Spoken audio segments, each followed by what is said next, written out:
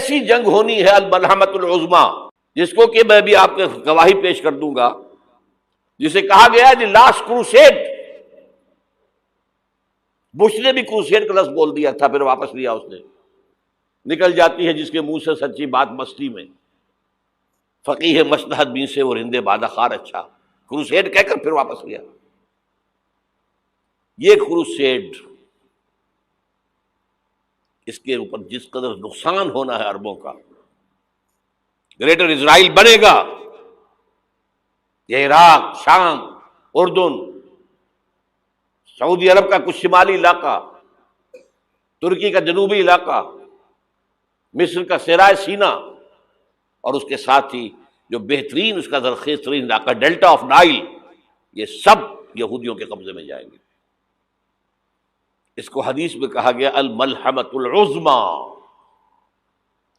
عیسائی 80 علم لے کر اے مسلمانوں تم پر حملہ آور ہوں گے، اور ہر علم کے نیچے 12,000 فوج ہوگی، 9.5 لاکھ فوج۔ یہ نیٹو کی تیاری کس کے لیے ہو رہی ہے؟ جب یو ایس ایس آر کا خاتمہ ہوا تو پوچھا گیا تھا نیٹو چیف سے، اب کس لیے؟ تمہارا وہ دشمن تو ختم ہو گیا، اب ہمیں اسلامک فنڈامنٹلزم سے نمٹنا ہے۔ وہ جانتے ہیں خطرہ یہی ہے، اب اسلام ابھر سکتا ہے، مسلمانوں کے سینوں کے اندر وہ آگ ہے، اوپر خاکستر آ گیا ہے، تم کو اٹھانا بیٹھنا، یہ اندر تو انگارہ ہے، اوپر سے راکھ ہے، اس سے دھوکہ نہ کھا جانا ان کے دلوں کے اندر۔ اور بش نے کہا تھا مسلمان چاہتے ہیں کہ ہسپانیہ سے لے کر انڈونیشیا تک نظام خلافت قائم کریں، اور میں حیران ہوا تھا کہ اس کمبخت کو ہسپانیہ کا خیال کیسے آ گیا؟ ہمیں تو کبھی آتا ہی نہیں، اب ہم تو بھول گئے، وہ تو 500 برس پرانی بات ہے جبکہ وہاں سے ہمیں نکال دیا گیا تھا۔ اگرچہ اقبال نے کہا تھا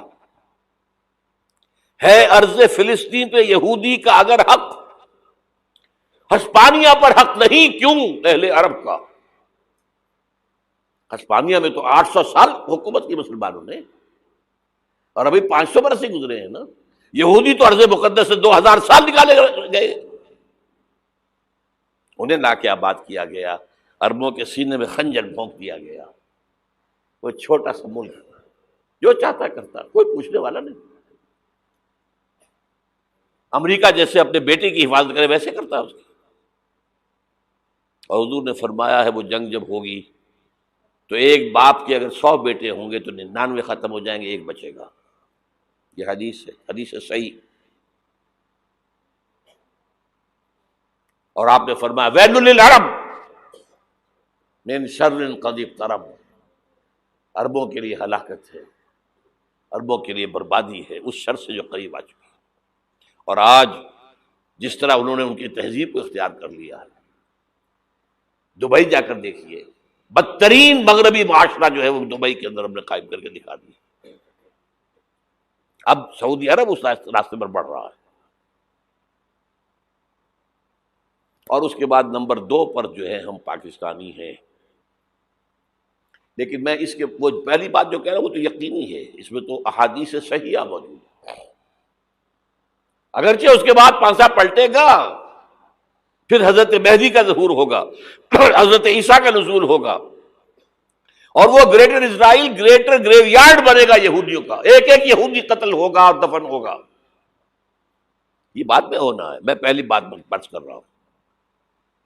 وہ پانسا پلٹے گا جب پلٹے گا، ابھی جو سامنے ہے وہ کیا ہے؟ جس ملحمۃ العظمیٰ کہا حضور نے، جسے آرمگیڈون کہتے ہیں عیسائی۔ آرمگیڈون کی اگر کہیں جا کر آپ دیکھیں گے، آپ ڈکشنری میں مانی تو کیا لکھا ہے؟ A very big war which will be fought between the forces of evil and good before the end of this world۔ اس دنیا کے خاتمے سے پہلے خیر اور شر کی قوتوں کے درمیان بہت بڑی جنگ ہوگی۔ ارمجدون اسے کہتے ہیں عربی میں، اور آرمگیڈون اسے کہتے ہیں انگریزی کے اندر، اور یہ بائبل کی آخری کتاب کے اندر ہے، جو اس میں کہ مکاشفات یوحنا، ریولیشنز آف سینٹ جان۔ یہ تو میں کہہ رہا ہوں یقین کے ساتھ، اور زیادہ دور نہیں ہے، آیا چاہتا ہوں اس لیے کہ یہودیوں کا اور عیسائی جو کنزرویٹوز ہیں، نیو کنزرویٹوز، ان کا 5 نکاتی ایجنڈا ہے متفق علیہ، جس کے تحت کہ یہ جنگ صلیبی شروع کی گئی ہے. وہ سن لیجئے آپ. آرمیگیڈون نمبر 1، گریٹر اسرائیل قائم ہو جانا اس کے نتیجے میں نمبر 2، مسجد اقصی اور قبۃ الصغریٰ کو گرانا نمبر 3، وہاں تھرڈ ٹیمپل، وہ مسجد جو حضرت سلیمان نے بنائی تھی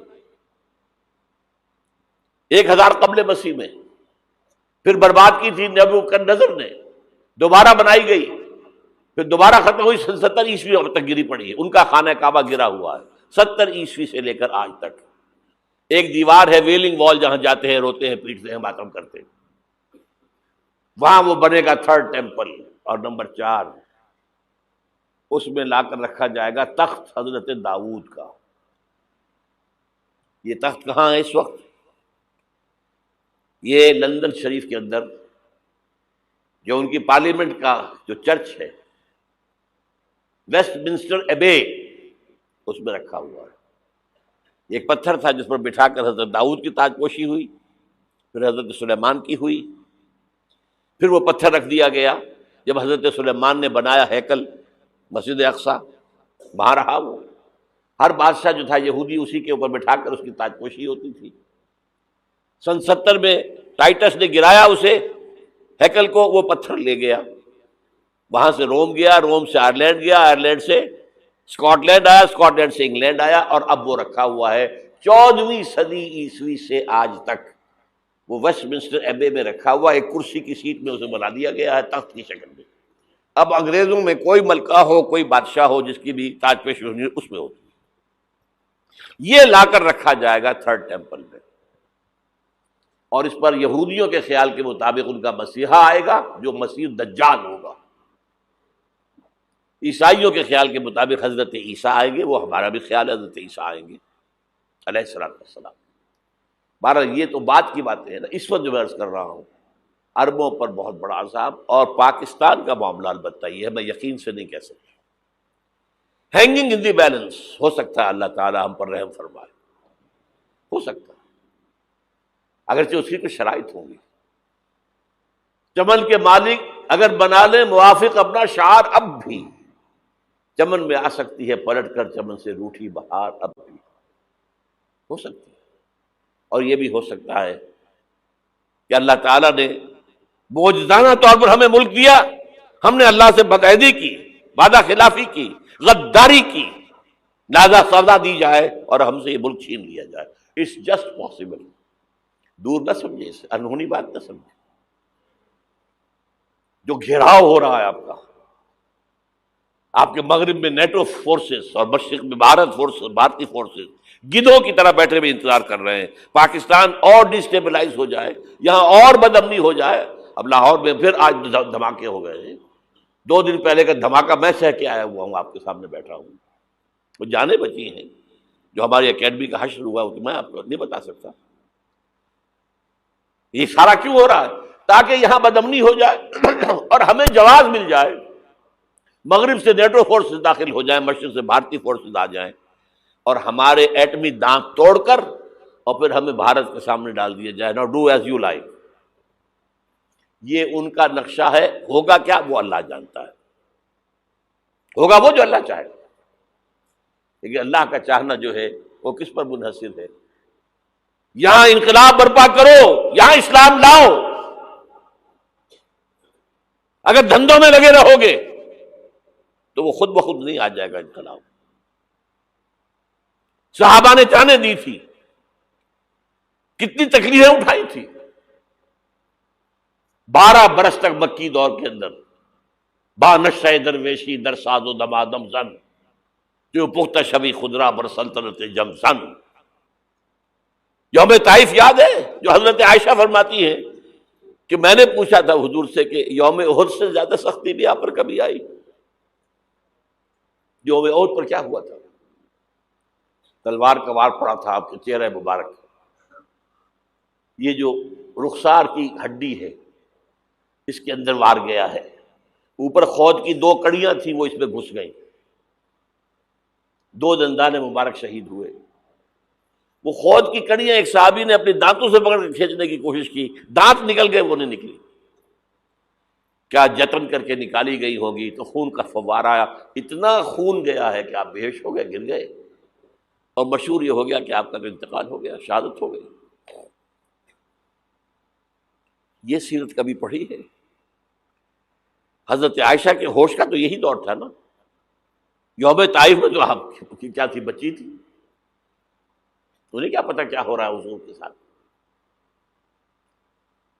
3 دن تک حضور مکے کی گلیاں اور وہاں کے اوباش لوگ پتھراؤ کر رہے، گئے تھے اس امید میں کہ شاید وہاں کا کوئی سردار ایمان لے آئے، تو یہاں تو ابو طالب بھی فوت ہو گئے، یہی دنیاوی سہارا تھا، خاندانی سہارا تھا ابو طالب کے ذریعے، اور گھر میں ایک دلجوئی کرنے والی رفیقہ حیات تھی، وہ بھی، ان کا بھی انتقال ہو گیا۔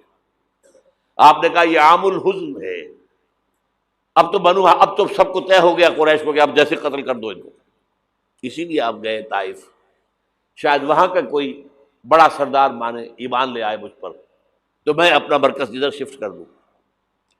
تینوں سے ملے ہیں، تینوں نے وہ جواب دیے ہیں، نکل جاؤ یہاں سے، میں تمہارے ساتھ بات بھی کرنے کو تیار نہیں۔